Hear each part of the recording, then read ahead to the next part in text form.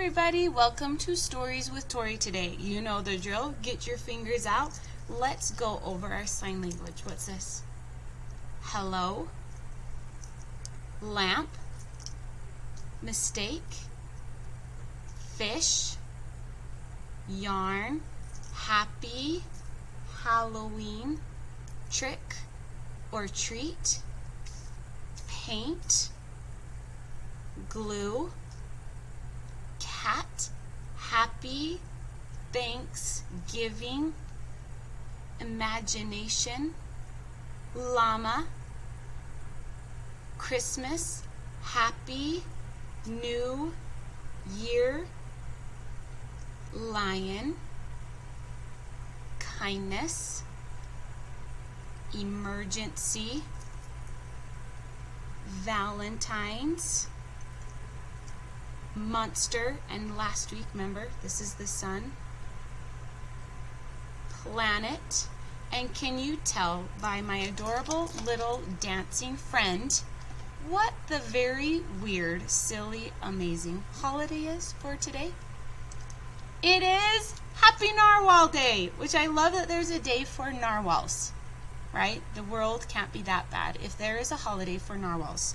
So the sign for narwhal, okay, get your finger and you do it twice on your head. This is narwhal. Different than unicorn. Unicorn, you make an R, so you kind of make the spiral and it goes out once. This is unicorn. This is narwhal. So again, this is unicorn. This is narwhal.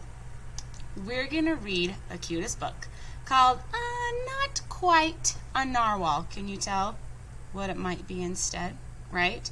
Written and illustrated by Jessie Sima. And here we go.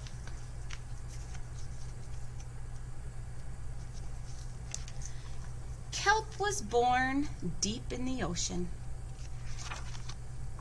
He knew early on that he was different from the other narwhals. His tusk wasn't as long as everyone else's. He had different tastes in food. And he wasn't a very good swimmer. You notice the little water wings? Don't you love that? But his friends didn't seem to mind, so Kelp decided he wouldn't either. That is, until he was swept away by a strong current. I wish I were a better swimmer. Kelp found himself at the surface, closer to land than he'd ever been before. High up on the cliff, he spotted a mysterious, sparkling creature. It looked so familiar. It looked like Kelp. Kelp swam towards land as fast as he could, which wasn't very fast at all, hoping that he could catch up with a creature that looked just like him. When he finally reached the shore, Kelp felt a little bit anxious. He had never left the ocean. He was nervous about walking for the first time, but the land creatures made it look so easy. What's this? And how do crabs walk? You see them? Dun, dun, dun, dun, dun, dun, dun. Oof! It wasn't. Here comes the frog. Ow! Eventually, he got the hang of it. Everything on land was strange and beautiful, but also kind of scary. Kelp began to think he might never find the creature that looked just like him. But as he stumbled out of the forest, land narwhals! Actually, we're unicorns. And by the looks of it, so are you. Kelp had never heard of unicorns before. They taught him all sorts of new things about his tusk. We call them horns. Wow! They introduced him to unicorn delicacies, and they showed him how to gallop. There was no doubt that Kelp was, in fact, a unicorn. He was having so much fun that he didn't want to leave. But then he remembered all of his friends under the sea. Kelp missed them terribly, so he said goodbye to the unicorns and returned to the ocean. Come back soon! Kelp swam toward home as fast as he could, which wasn't very fast at all, hoping that the narwhals would still like him now that he was a unicorn. When he finally arrived, Kelp had butterflies in his stomach. "Welcome home, Kelp!" Kelp took a deep breath and told him the news. "It turns out I'm not a narwhal." "Of course you aren't. I'm a unicorn." "We all knew that." They took it quite well.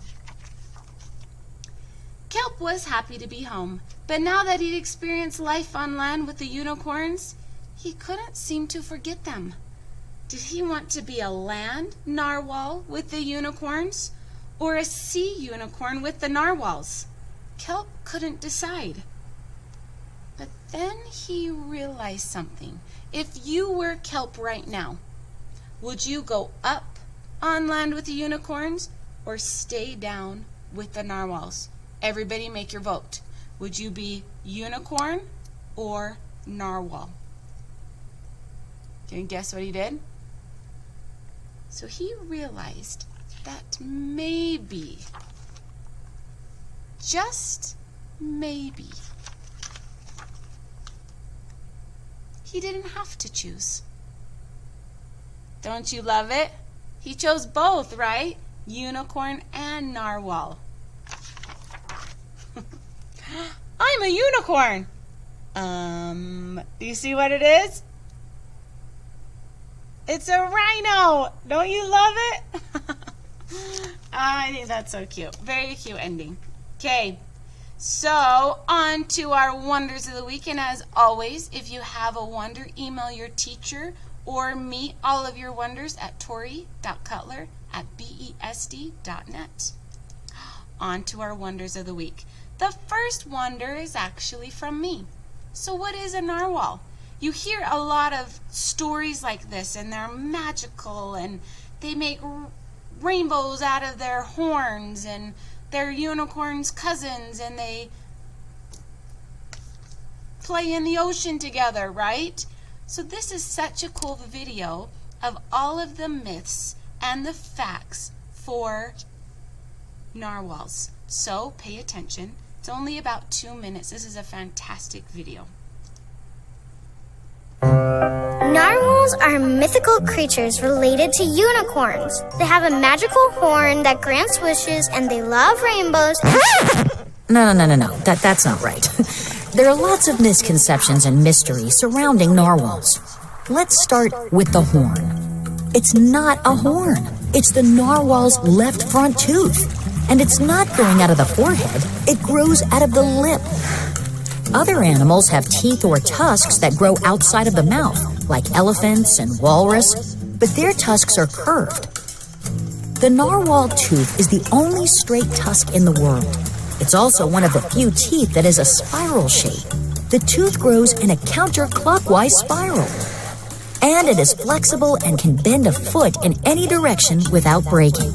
But that's not all. The tooth is actually inside out compared to other animals. All the nerves are on the outside, which is a good reason that narwhals wouldn't want to use their sensitive tooth as a sword. In fact, narwhals have never been witnessed using their tusks to fight.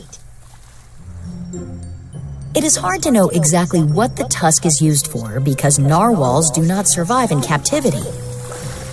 Current theories suggest the tusk could be used to determine social rank, impress the ladies, or communicate information about the water it has traveled through. Narwhals migrate seasonally and travel in pods through Arctic waters. Summers are often spent in the shallow, ice-free waters closer to the coast. During the winter, they stay in a smaller area and live among the shifting ice and cracks. Their underwater life is very secretive. No one has reported seeing narwhals eat or mate underwater. The mysterious narwhal has inspired myths around the world. In the Middle Ages, the narwhal tusk was sold as a unicorn horn. Physicians believed it could cure the plague, increase virility, detect poison, and even raise the dead. No wonder it was worth 10 times its weight in gold and one of the most coveted substances in Europe.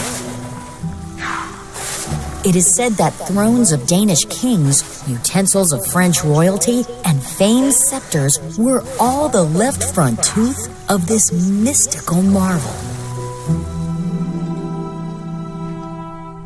Pretty cool, right? So it's definitely not a horn. What is it? Right? Did you hear what it was? She's a great cat. It is a tooth. Can you imagine a left front tooth that big? So instead of saying this narwhal, we should say narwhal, right? It's crazy. And a lot of myths that follow it is they use it kind of like swords. Did you hear what the tooth is made out of? So it spins counterclockwise and it has the nerves on the outside. The nerves are the hurting part. So for it to be bumped or to use like a sword, that would hurt big time. So it's kind of cool that instead of being narwhal, we should really go like this. It's actually a tooth. Pretty cool, huh? Okay. Let's go on to the next slide if it will let me. There we go. I wonder what is the biggest train ever. This thing was named Big Boy 4014. This is huge. It is 132 feet long and it weighs 1 million pounds. This thing was big. It was actually here in Ogden in the Wasatch area, and they retired Big Boy in 1959, but the people wanted it back. It's kind of like a Guinness World Record holder. So in 2019 they restored it, and now it actually lives in California, which is pretty cool. The third wonder of the week is a fun one. Somebody wanted to know what is the most popular superhero of all time. So we're going to do the top 10, okay? And they come from Marvel and DC. So we're going to see how well you know your superheroes. Go. So standing at number 10 is Wolverine. Do you guys know? Is he Marvel or DC? Should we see? Wolverine is Marvel. So if you guessed Marvel, you are right. Black Panther is number 9. Is he Marvel or DC? He's Marvel. Number 8 is Captain Marvel. It's kind of a hard one, right? Is it Marvel or DC? Marvel. Hopefully you got it right. If not, then you weren't listening to her name. Number 7 is Aquaman. Marvel or DC? It's DC. Number 6 is Wonder Woman. Marvel or DC? She's DC. Number 5 is Iron Man. Marvel or DC? It's Marvel. Number 4 is Captain America. Marvel or DC? He's Marvel. Number 3 is Batman. Marvel or DC? He's DC. And number 2 is Spider-Man. Marvel or DC? Marvel. And last but not least, people, one of my all-time favorite superheroes for so many reasons. Everybody drum roll. What is number 1? Da da da da. It's Superman. We love Superman, right? Is he Marvel or DC? He was DC. I hope you loved Wonders today. I hope you're on board the reading train, and keep reading. Maybe you can find a book about narwhals or unicorns. Happy reading. Bye, guys.